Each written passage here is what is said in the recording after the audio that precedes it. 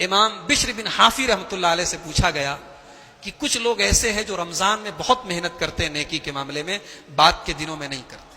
تو امام بشر بن حافی نے جواب دیا، بئس القوم لا یعرفون للہ حقا الا فی رمضان. کہا کہ بڑے برے ہیں وہ لوگ جو اللہ کو صرف ایک مہینے کے لیے پہچانتے. اللہ کو ایک مہینے کے لیے مت پہچانو میرے بھائیو. اس کی ہوا سال کے 12 مہینے ہمیں ملتی ہے، اس کا پانی ہمیں سال کے 12 مہینے ملتا ہے، اس کا سورج ہمیں سال کے 12 مہینے روشنی دیتا ہے، اس کا چاند، اس کا آسمان، اس کی زمین، اس کی دی ہوئی دل کی دھڑکن، اس کی دی ہوئی سانسیں، اس کی نعمتیں ہمیں زندگی کی آخری سانس تک ملتی ہیں. اس کی عبادت کو ایک مہینے کے لیے خاص مت کرو. وَاعْبُدْ رَبَّكَ حَتَّى يَأْتِيَكَ الْيَقِينُ. اور یاد رکھو، اگر رمضان کے بعد بھی نیکیوں کی تڑپ ہے دل کے اندر، رمضان کے بعد بھی قرآن کی تلاوت کا شوق ہے دل کے اندر، رمضان کے بعد بھی کبھی کبھی نفل روزہ رکھنے کا شوق ہے، اس کا مطلب کہ آپ کی رمضان کی عبادت قبول ہوگی.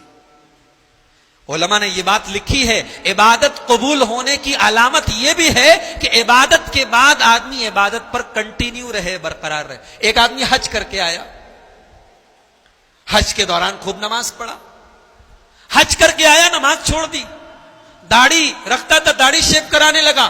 تو حاجی صاحب تو لوگ اس کو کہہ رہے ہیں، لیکن اس کا حج ابھی رسک میں ہے، خطرے میں ہے. اس لیے کہ حج اگر قبول ہوا ہوتا تو حج کرنے کے بعد اس کی زندگی میں یہ چینجنگ جو آئی تھی حج کے دوران، یہ چینجنگ برقرار رہتی، کنٹینیو رہتی. تو نیکی کرنے کے بعد رمضان نے اگر آپ کے اندر کوئی چینجنگ کی ہے تو یہ چینجنگ میرے بھائیوں سال کے 11 مہینے رہنی چاہیے. آئیے ہم اللہ سے دعا کریں، اللہ تعالی ہمیں سال کے 12 مہینے اپنی بندگی کرنے کی توفیق نصیب فرمائے.